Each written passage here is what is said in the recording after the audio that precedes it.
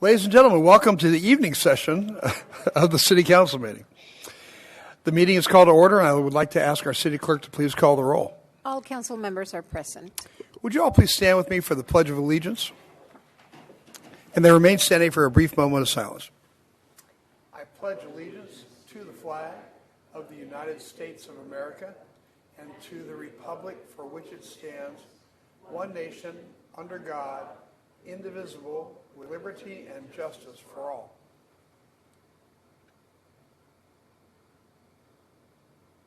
Thank you.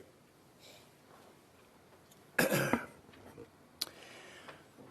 right, staff, do you have any agenda changes? No, sir. Council members, any agenda changes? That brings us to public comment. At this time, any person may address a matter within the jurisdiction of the City Council, Housing Authority, successor agency to the El Cajon Redevelopment Agency that is not on the agenda. Comments relating to items on today's agenda are to be taken at the time that the item is heard. State law prohibits discussion or action on items not on the agenda. However, council authority and agency members may briefly respond to statements or questions, and an item may be placed on a future agenda. Angela, do we have any cards under public comment? No cards, sir. All right, that brings us to item 100. Regarding the Plaza de las Palmas Shopping Center specific plan update. And staff, will you please tell us about this? Hi, Noah. Hi, good evening, Mayor and Council.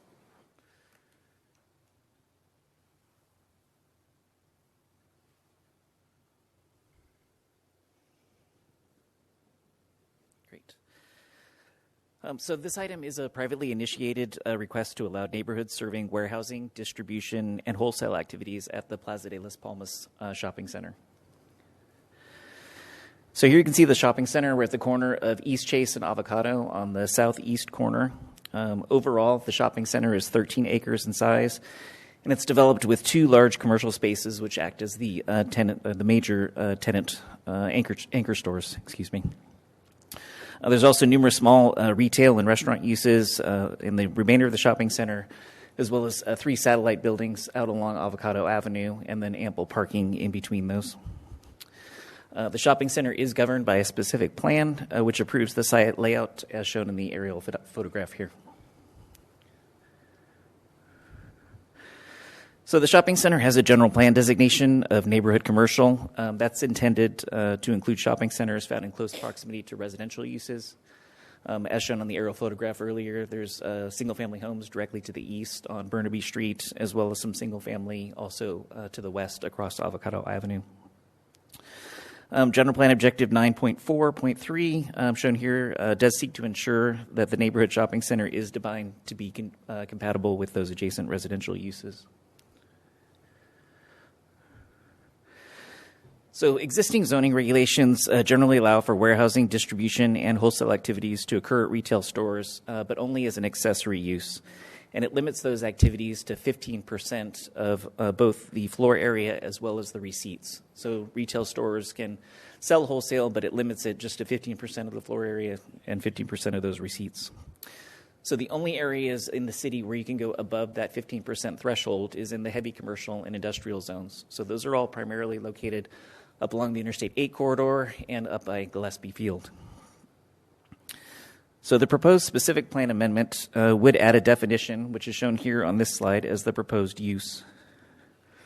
It would allow stores greater than 20,000 square feet within the Plaza de las Palmas shopping center to operate as neighborhood serving warehousing, distribution, and wholesale uses, and it would remove that 15% limitation on the wholesale areas as well as the receipts. So the way the proposed specific plan is structured, only 2 tenant spaces in the existing shopping center would qualify for this new proposed use. Those are the 2 tenant spaces, the 2 anchor stores that are greater than 20,000 square feet. So that's the former Rite Aid store, which is currently vacant, as well as the Vaughn store. So the applicant for this request does intend to utilize the former Rite Aid store for the proposed use. The applicant has generally characterized it as being similar to a Sam's Club or a Costco, with the business being open to the public, but while continuing to offer products by retail, but then having increased wholesale activities.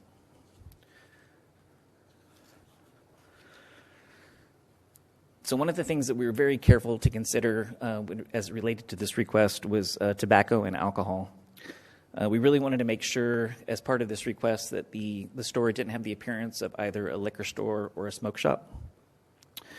So the specific plan does require that wholesale tobacco and alcohol not be visible to the general public, and it limits that area within the store to no more than 25% of the floor area. Additionally, I wanted to touch on alcoholic beverage control regulations. They do prohibit retail sales of alcohol at locations that have wholesale. So under ABC regulations, if they're utilizing a wholesale license, they wouldn't be selling retail alcohol. However, the specific plan does divert back to existing zoning regulations. So if, for instance, they wanted to have retail alcohol sales, it would be the same as that former Rite Aid store that was there. So they would limit their square footage of the floor area, just like a normal retail store, both for alcohol and for tobacco sales.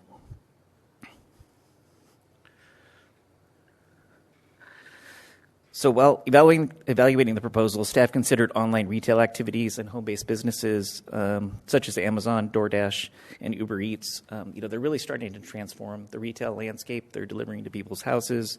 They're needing to do more distribution throughout the community. And they're really increasing demand for both warehousing and distribution systems. So we're seeing this inside of retail commercial businesses like Vons and Target, which are shown here in this slide. The photograph on the left is of the Vons in the shopping center at the Plaza de los Palmos Shopping Center. The photograph on the right is the Target on Fletcher or on Broadway.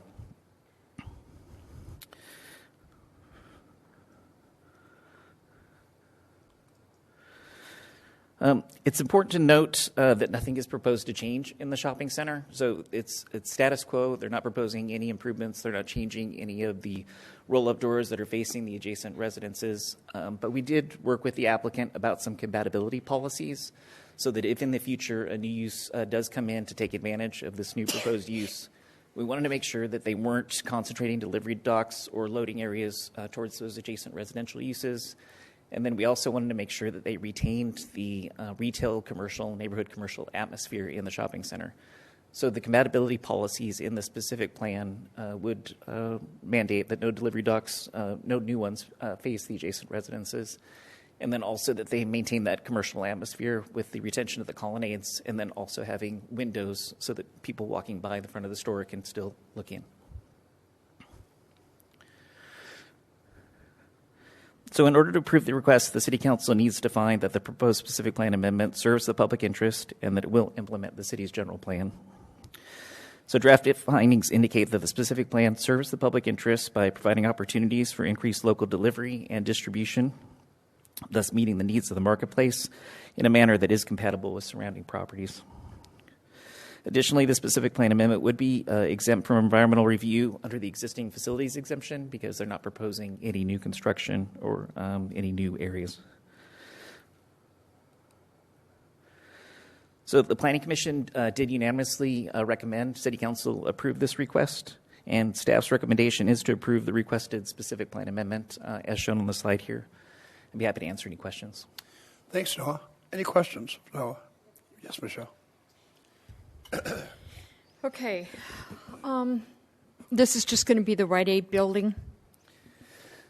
So as proposed by the applicant, they are proposing to change the Rite Aid building, but the specific plan amendment applies to the entirety of the shopping center.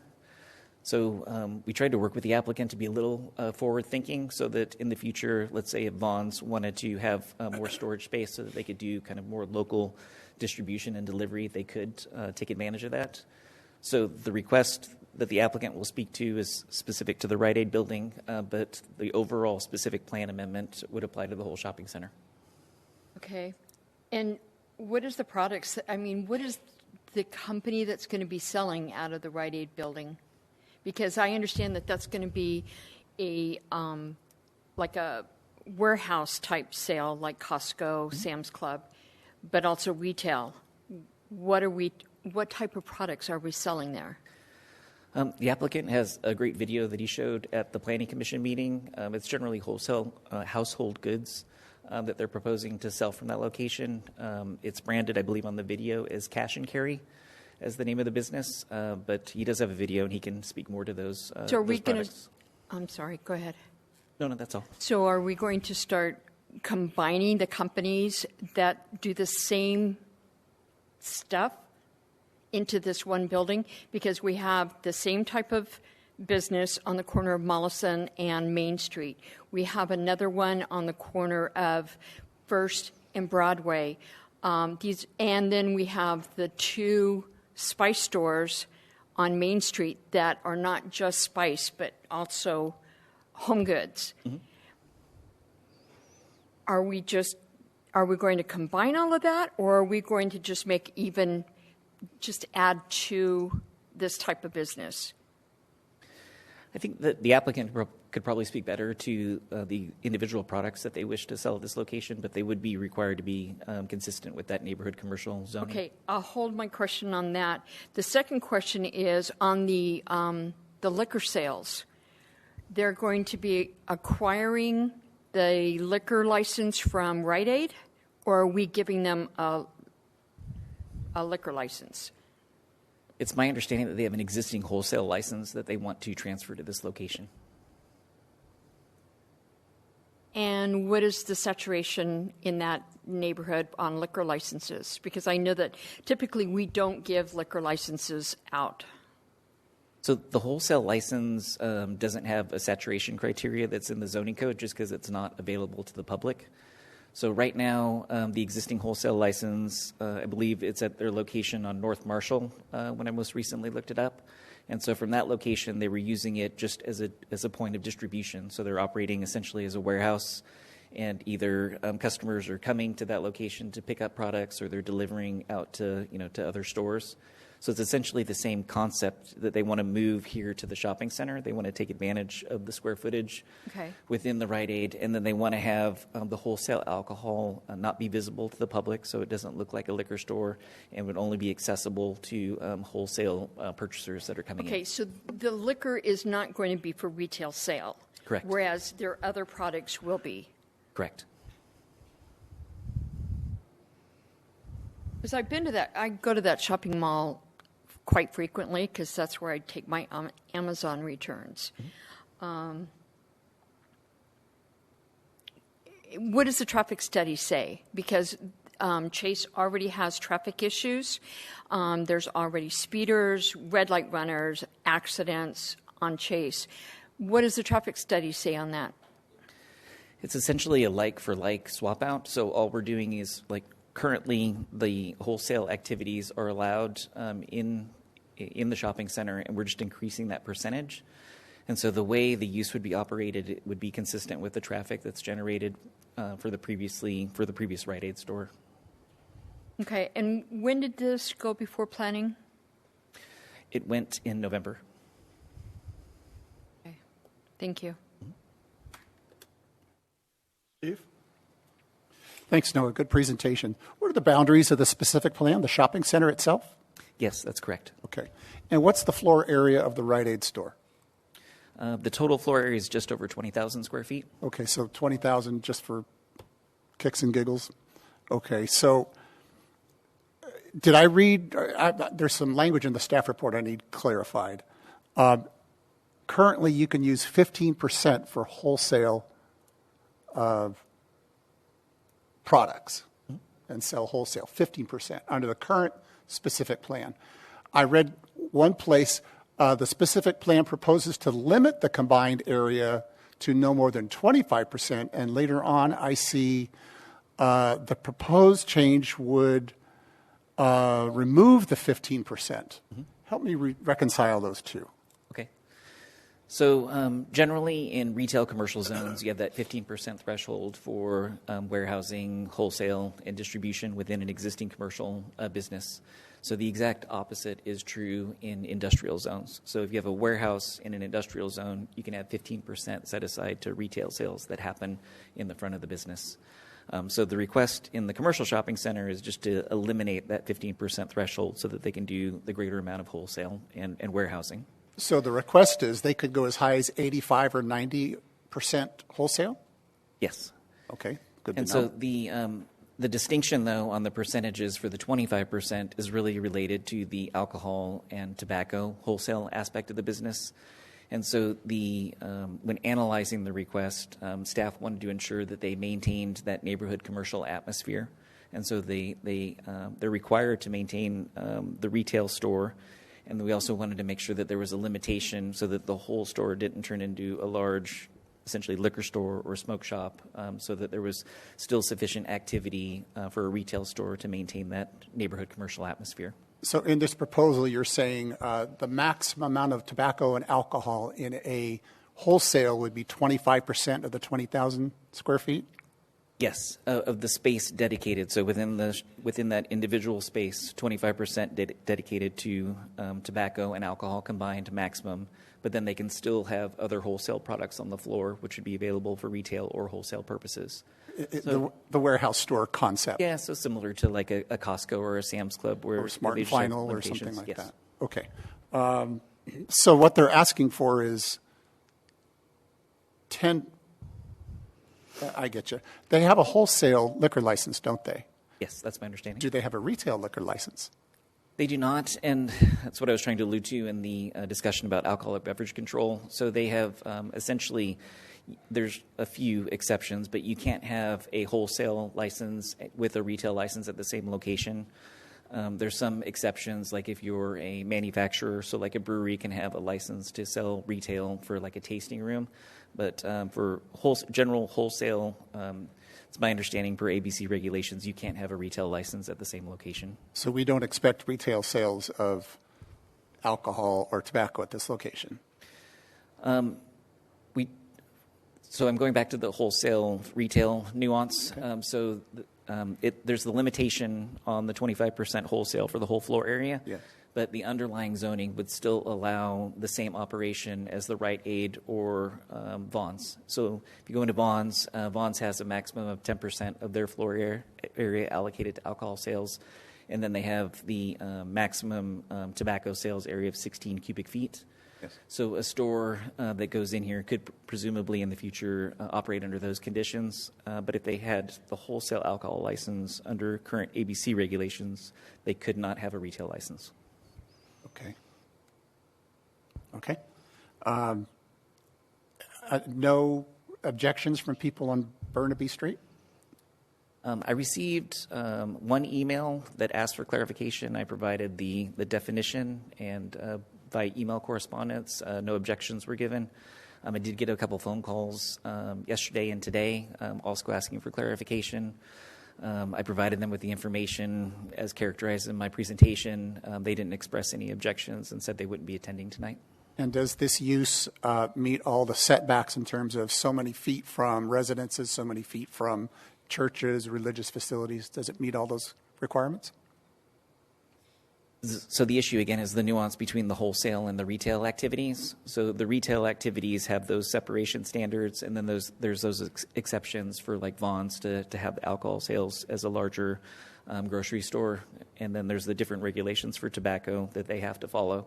Under the wholesale, since it's not available to the public, it's limited spatially within 25% of the entire floor area. There's no separation standard. For wholesale? Correct. Okay. Wow. This one's got a lot of twists and turns to it. Right. I'll figure out in my head the nuance part, but I'll let somebody else go for it. Yeah,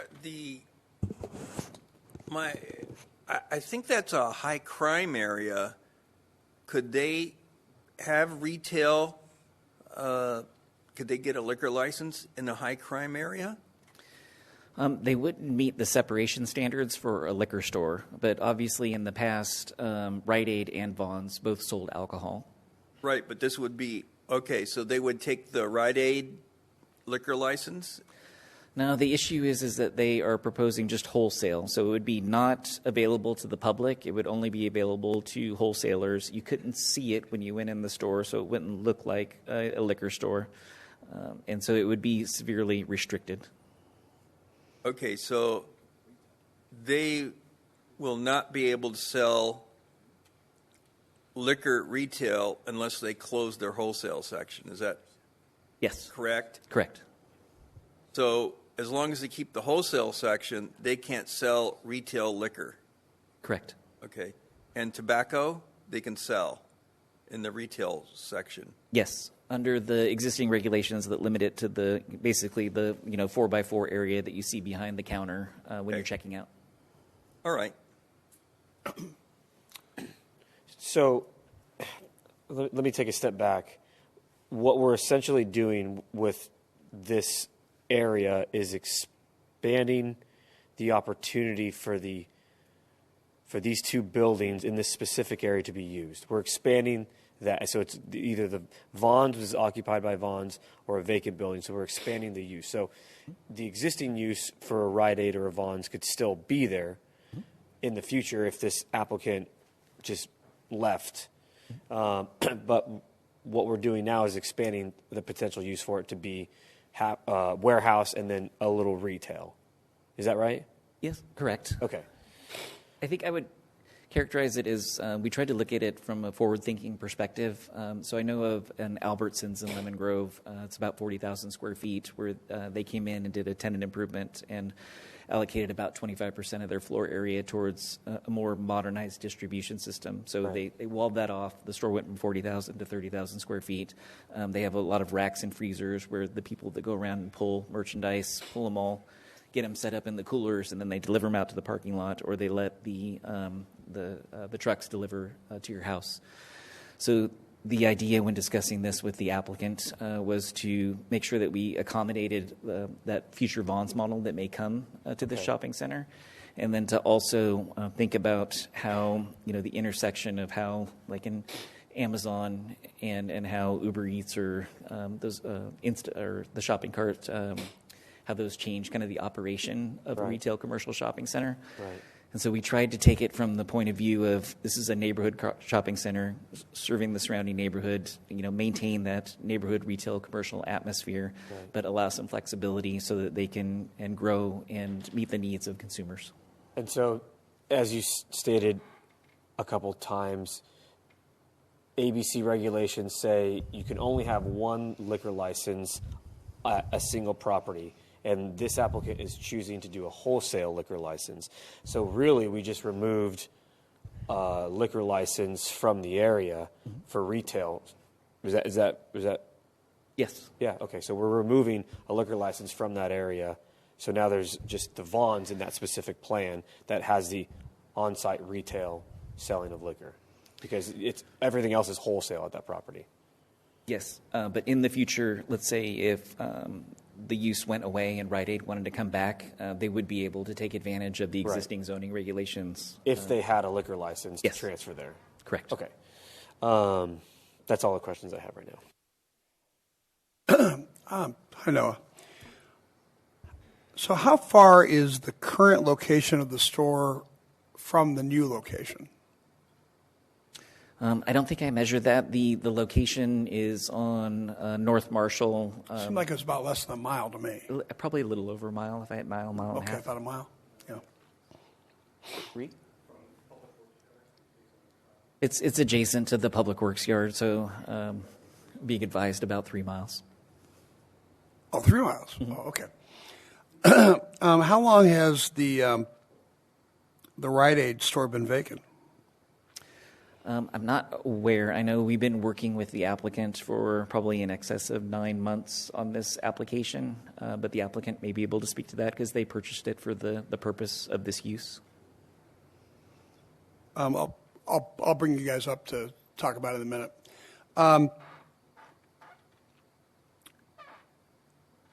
Do vacant properties tend to attract homelessness?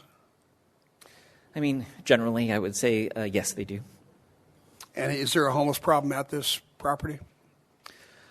I'm not aware of a specific homeless issue. We haven't had many complaints that I'm aware of. I work with the police department through our code compliance. We have a problem properties team, and it hasn't been brought to our attention for this location.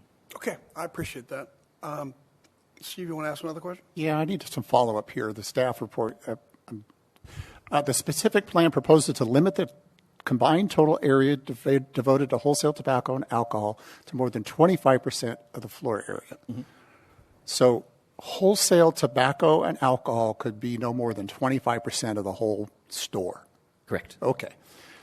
Retail sales of tobacco and alcohol will continue to be permitted in accordance with adopting. I'm hearing they're not going to sell retail. What? How? Sure. I think what I was trying to say in the agenda report was that the underlying retail regulations will continue to apply. So Rite Aid wants to come back. They could continue to operate under existing alcohol regulations. Okay. Sorry to interrupt you because I'll get confused if you keep talking. Because I think you've answered my question. Okay, perfect. The underlying code will still allow retail sales. This particular use is not going to take advantage of that. Correct. That's all I need to know. Okay. Okay, thanks, Noah. I appreciate that. Do we have any speaker cards on this item? Yes, sir. We actually received 11 cards, but we were advised that only Mr. Vince Catulu would speak. All right, as a result, since you're representing 11 people, Vince, I'll give you whatever time you need to make your case. Thank you, Mayor. 5 minutes will be sufficient.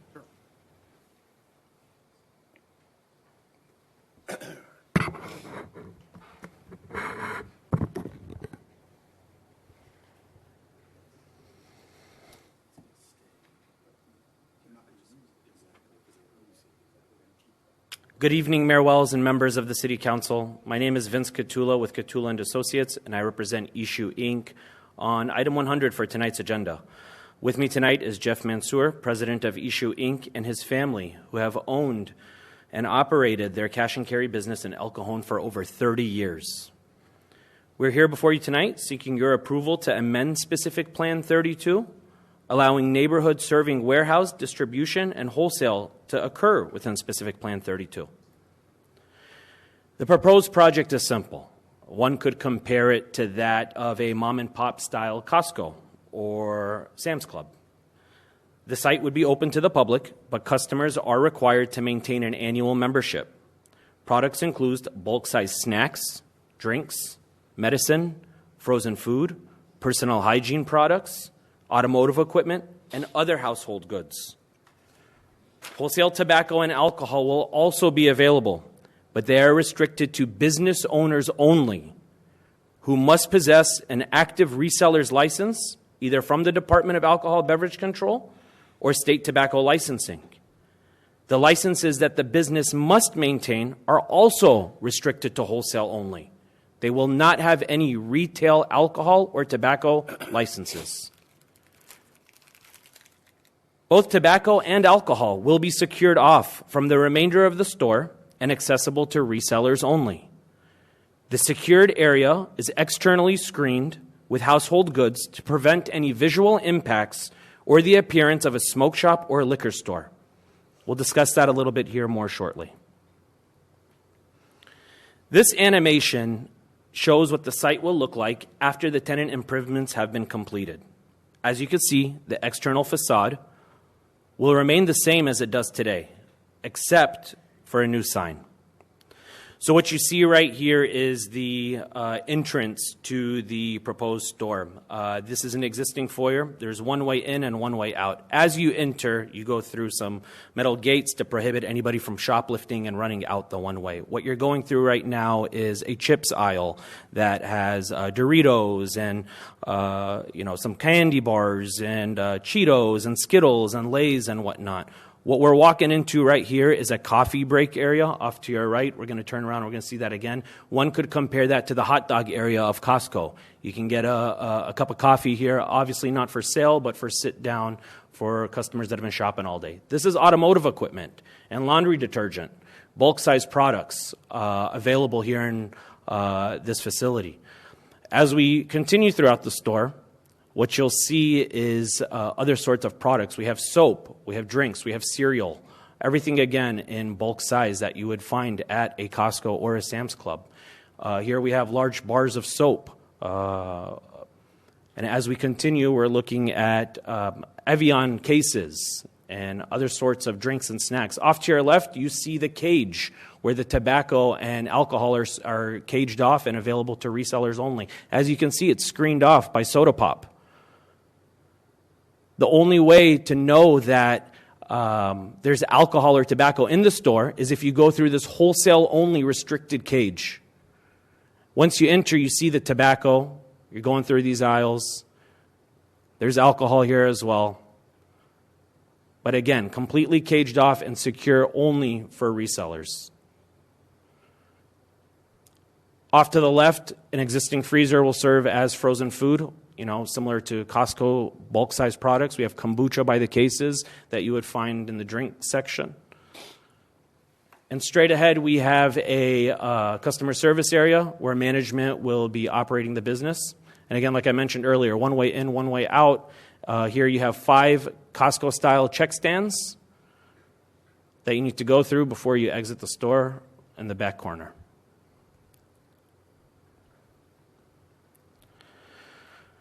Our request this evening is that you agree with the over 100 written public comments in support of this project.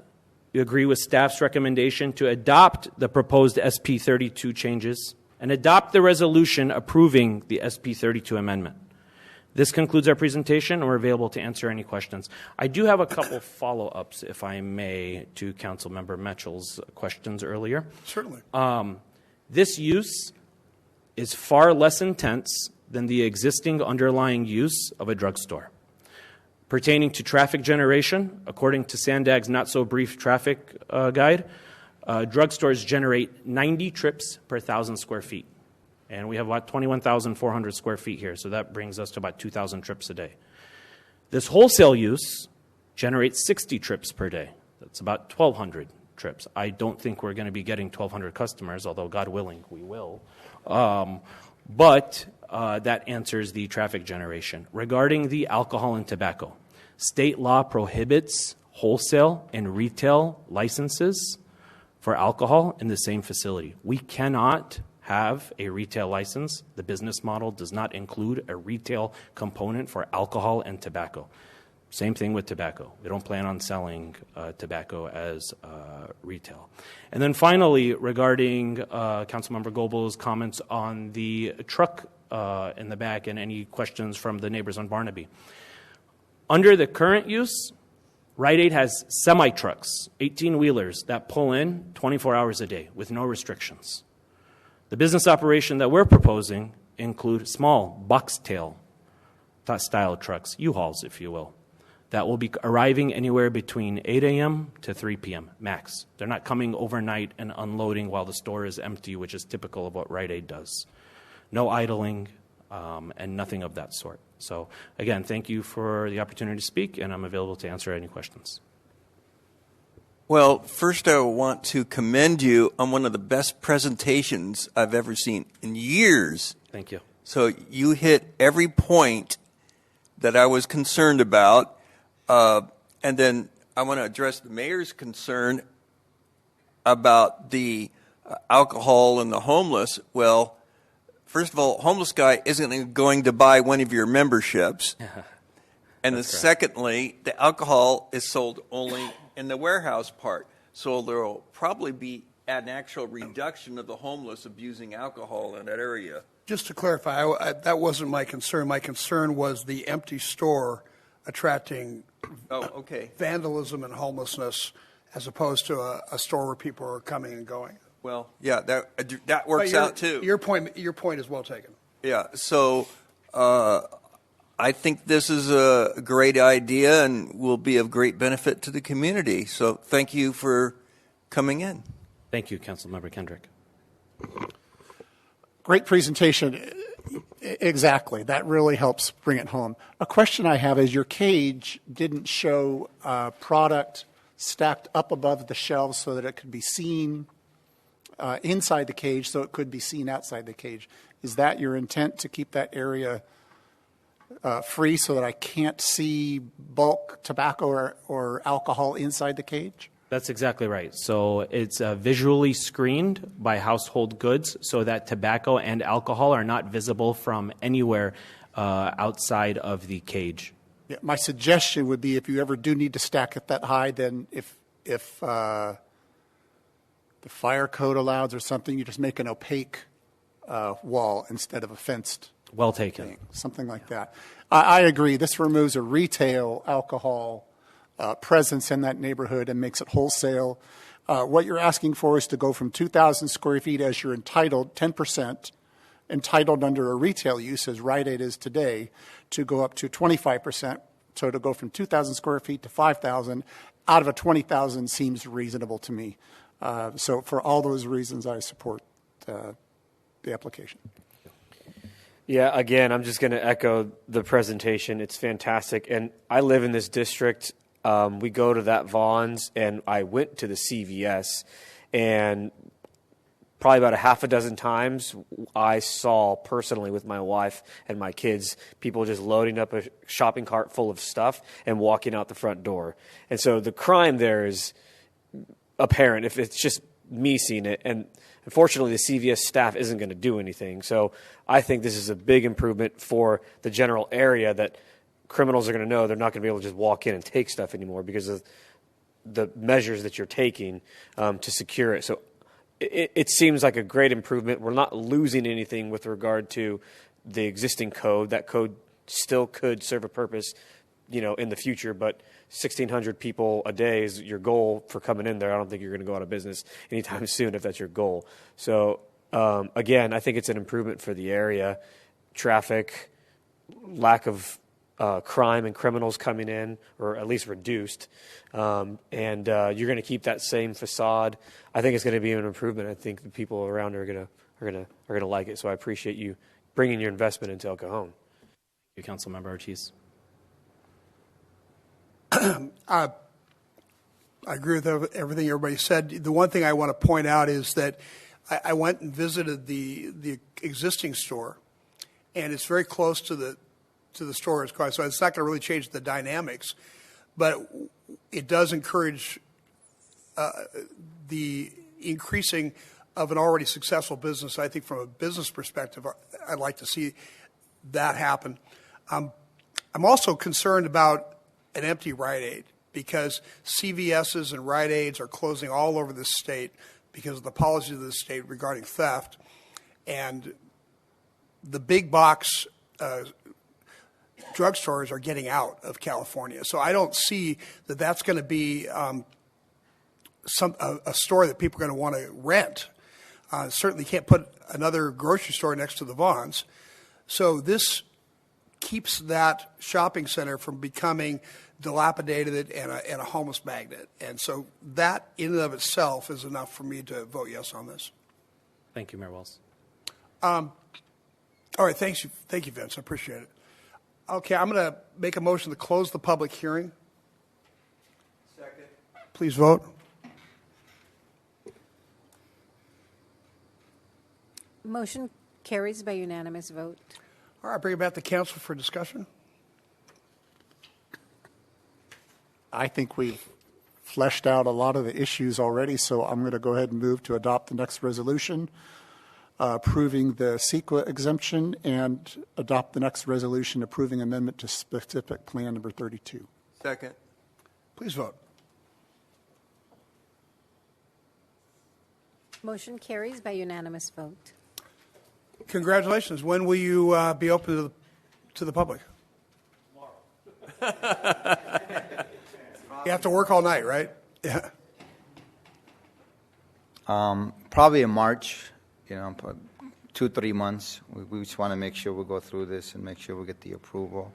And I'd like to personally say thank you. Thank you for giving us this opportunity.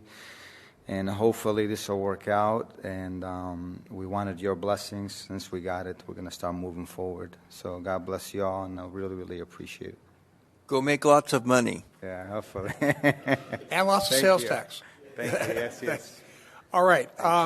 This brings us to the adjournment of the adjourned regular joint meeting of the El Cajon City Council, El Cajon Housing Authority, successor agency to the El Cajon Redevelopment Agency, held this 12th day of December, 2023. We are adjourned till January 9th, 2024 at 3 o'clock p.m. May everybody have a happy Christmas, happy Hanukkah, and whatever holiday you're celebrating this time, may it be a great one. See you next year.